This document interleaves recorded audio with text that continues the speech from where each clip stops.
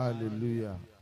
A ní ká ṣe hallelujah, àwọn èèyàn tún jókòó. Ṣó yẹ ká ṣe lórí ìjókòó ni? Báwo ni wọ́n ṣe mọ rírì Olúwa tó nínú ayé ẹ? Hallelujah mẹ́ta. Hallelujah, hallelujah, hallelujah. Ẹ má jẹ́ kó yà wá lẹ́nu wípé èrè àsàlátù ní ká ṣe hallelujah. Hallelujah. Ṣéhù mi, wọ́n jẹ́ kó yé mi wípé Ya Allah, Ya Allah, òun náà ni à ń pè ní hallelujah.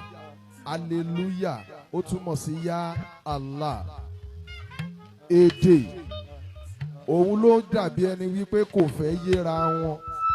Ọlọ́run ẹyọ kan ṣoṣo òun ni gbogbo wa ń ké pè. Ẹ̀sìn tábánikà wo orí social media lé ní sìn. Àwọn ìjọba wa tí wọ́n bá ń wòran, tí wọ́n wo mùsùlùmí níran, tí wọ́n wo kìrìsìtẹ́nì níran, tí wọ́n wo àwọn ẹlẹ́sìn àbáláyé níran, tó bá padà tó àkókò kan, àwọn ibi tó bá ti ń ṣe ọdún, yálà wọ́n ṣọdún mùsùlùmí ni kìrìsìtẹ́nì á lọ kógun bá wọn bẹ̀. Yálà wọ́n ṣọdún fábì kan ni mùsùlùmí á lọ kógun bá wọn bẹ̀. Àìsí kíni, àìsí fẹ́ láàrin ara wa ni. Olúwa Olódùmarè ẹyọ kan ṣoṣo, òun náà ni gbogbo wájọ ń ṣe kíni, lájọ ń ké pè. Lẹ́ẹ̀kan sí, ẹ jẹ́ ká ṣe hallelujah mẹ́ta fún Jésù Kristi. Hallelujah, hallelujah, hallelujah. Kájọ wá sọ wípé Ọlọ́run tó dá wọn òkè ìgbà ni, ẹ̀yin ni mo fi ọpẹ́ mi fún. Ọlọ́run tó dá wọn òkè ìgbà ni. Alhamdulillah. Adúpẹ́ fún Allahu subhanahu wa ta'ala. Atúrọ̀kíátì gẹ̀fà Nabi Muhammad sallallahu alaihi wasallam, ìkẹ́ Allahu azza wa jal. Atúrẹ́ ilé jẹ́ tán rẹ̀ kó mọ́ bá Nabi Muhammad, kó mọ́ bá wọn ará ilé rẹ̀, kó sì mọ́ bá wọn sàhábà rẹ̀. Ẹ̀yin ọmọ yàwá ní Islam lórí sunnah Nabi Muhammad, akírẹwà ikú assalamu alaikum wa rahmatullahi wa barakatuh. Na'am, barakallahu fikum. Gẹ́gẹ́ bí a ti máa ń sọ fúnra wa. Ikú ń dára tẹ̀lé ṣe fún wa, òun nípa àwọn olórí ìtàn sọ́tà fi ṣàlàyé ìsọ̀lọ́ bẹ̀rẹ̀ dáyìí. Ẹ má ṣàmọ́ bá wa ṣí rẹ̀, ẹ má bá wa tànká, pàápàá jùlọ. Àlàyé àti èsì tá fẹ́ fọ̀ lórí àlámàrí arákùnrin tá gbọ́rọ̀ rẹ̀ tán láìpẹ́ yìí. Oye tí ń ṣe èrè àsàlátù, ẹ má ṣàbá wa gbìyànjú, ẹ bá wa ṣí ọ̀rọ̀ yìí nítorí káǹfààní rẹ̀ kò lè kárí kó sì lè ka ọkọ̀.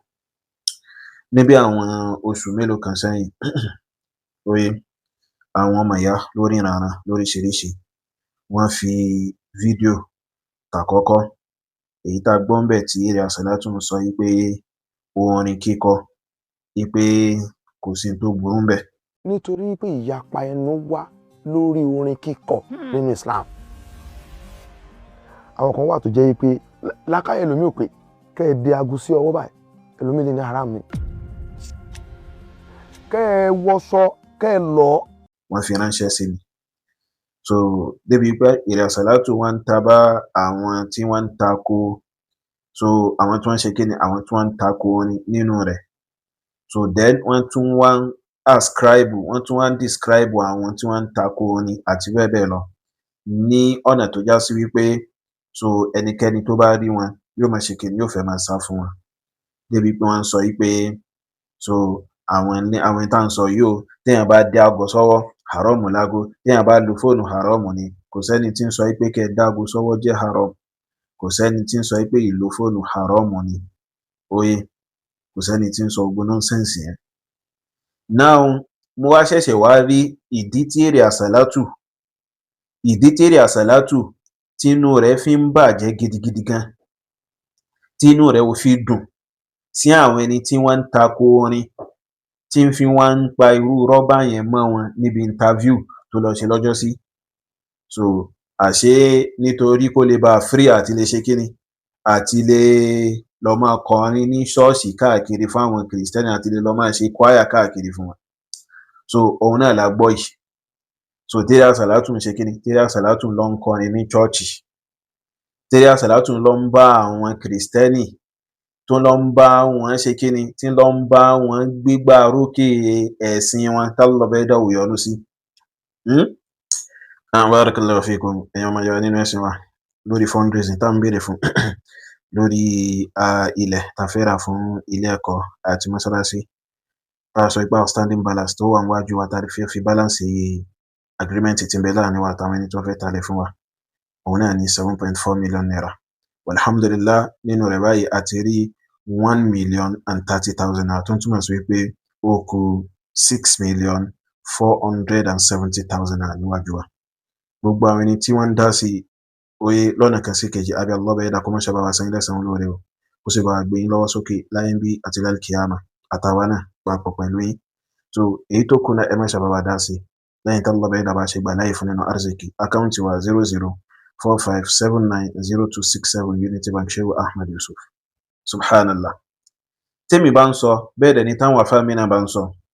Ipe aburú òun ní ń bẹ nídìí in tí àwọn olórin tí wọ́n ń pè ní orin ìsìláàmù oye aburú ní ń bẹ nídìí rẹ̀ àwọn èèyàn mọ̀ rò pé bóyá àṣejù wá pọ̀. Òun náà lè rí lára aburú tí ń bẹ ń bi kíní tí wọ́n ń pè lórin ìsìláàmù yẹn nìyẹn. So àmọ́ wallahi ìsìláàmù gan mọ̀ yìí pé nǹkan táwọn ènìyàn ń ṣe oye kìí ṣe ìsìláàmù rárá àtọ́lù ìsìláàmù ọ̀ràn wọn. So èrè Asalatu torí in lè sọ pé àfà so in mọ̀ bóyá ẹni in rí so in ọ̀pọ̀lọpọ̀ àwọn èèyàn ni wọ́n ń bẹ́ǹdì òní tí a sọ pé wọ́n àti ẹ̀fà kankan kò sí nǹkan tí wọ́n mọ̀ nínú kéwú. Èrè Asalatu gẹ́gẹ́ bó ń kálukú tí ń pè yín. So ibo lẹ ti rí èyí tẹ̀ ṣe yìí tẹ́ ń lọ sí chọ́ọ̀chì tẹ́ ń lọ ń bá àwọn kìrìsìtẹ́nì ṣe ìjọsìn lórúkọ yìí pé orin lẹ̀ ń kọ ìṣìnà lẹ̀ ń ṣe o kẹ́ ẹ túbá o àánú ni o àwa ń ṣe nàṣíhà fún yín ni o àwa rore ròyìn láṣẹ ń ṣe kí ni láṣẹ ń sọ fún yín pé kẹ́ ẹ túbá. Oye báyìí ní àkọ́kọ́ haramu ni orin. Allah bá yẹ́dá sọ fún ànú Qur'an al-Karim pé wa minan nasi man yashtari lahwa al-hadith liyudilla an sabilillahi bighayri ilm wa yattakhidhaha huzwa ulaika lahum adhabun muhin. In bẹ́ẹ̀ náà àwọn èèyàn tí wọ́n sọ pé wọ́n mọ̀ra àwọn irinṣẹ́ eré.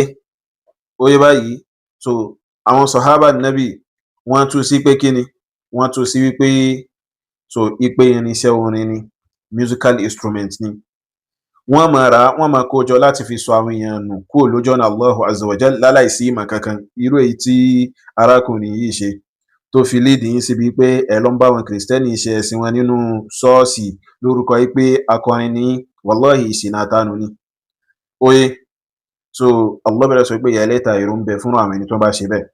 tó ẹ̀yin ò fi wá mọ níbi pé ẹ̀ ń lo àwọn musical instrument fi kọrin lásán ẹ̀ tún wá ń kó wọnú chọ́ọ̀chì tẹ́ ẹ̀ fi ń lọ ń ṣe ìjọsìn papọ̀ pẹ̀lú àwọn kìrìsìtẹ́nì lórúkọ yìí pé ẹ̀sìn kan náà lẹ́jọ́ ń ṣe ẹ̀sìn kan náà kọ́ làjọ ń ṣe o.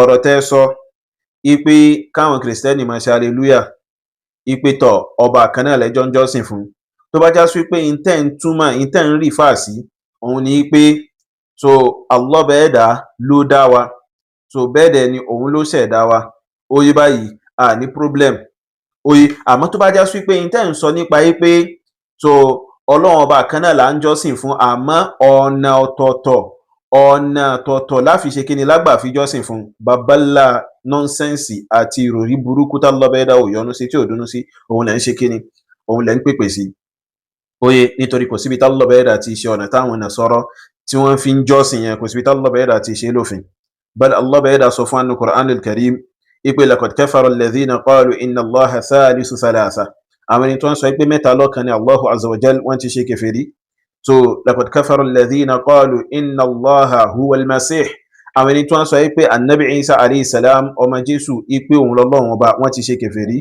níbomi Allah bẹ́ẹ̀dá sọ pé ya ahlal kitab la taghlu fi dinikum wa la taqulu ala Allahi illa al-haqq innama al-masih Isa ibn Maryam rasulullah so àti bẹ́ẹ̀ bẹ́ẹ̀ lọ nínú àwọn ayat Allah bẹ́ẹ̀dá fi ń ṣe kíni tí fi ń condemn ìṣìnà àtànù táwọn ẹni yìí tó ń ṣe kíni tí wọ́n wà lórí rẹ̀ so táwa ní ìwọ lónìí tó wàá sọ fún wa nítorí náírà 5 tọrọ kọ́bọ̀ kan tó fẹ́ gbà ní owó iṣẹ́ orin lọ́wọ́ àwọn ẹni yìí tó wàá máa sọ pé ẹ̀sìn kan náà lẹ́jọ́ ń ṣe rárá o so èrè Asalatu ẹ̀yin lẹ́yà ṣe kíni ẹ̀yin lẹ́yà gbàgbọ́yé ìtẹ̀wà lórí rẹ̀ o ẹ̀sìn kan náà kọ́ ni àwa mùsùlùmí àti àwọn kìrìsìtẹ́nì ẹ̀sìn kan náà kọ́ làjọ ń ṣe ẹ̀sìn ọ̀tọ̀ọ̀tọ̀ ni so ẹ̀sìn wọn ṣe rèé kì í ṣẹ̀sìn tá Allah bẹ́ẹ̀dá ṣe kíni kì í ṣẹ̀sìn tá Allah bẹ́ẹ̀dá yọ́nú sí oye lastly à ń fi léyìí àfi ń ṣe yín létí ipe kẹ́ túbà o so kẹ́ túbá o ní ìtúbá tó ní ìtumọ̀ padà sọ́dọ̀ Allah subhanahu wa ta'ala nítorí bàbá ńlá ewu òun lẹ ti ṣe kíni òun lẹ ti tẹ̀sẹ̀ bọ̀ ìkálọ́bẹ̀ ẹ̀dá mọ́ṣàbà wà láyìn.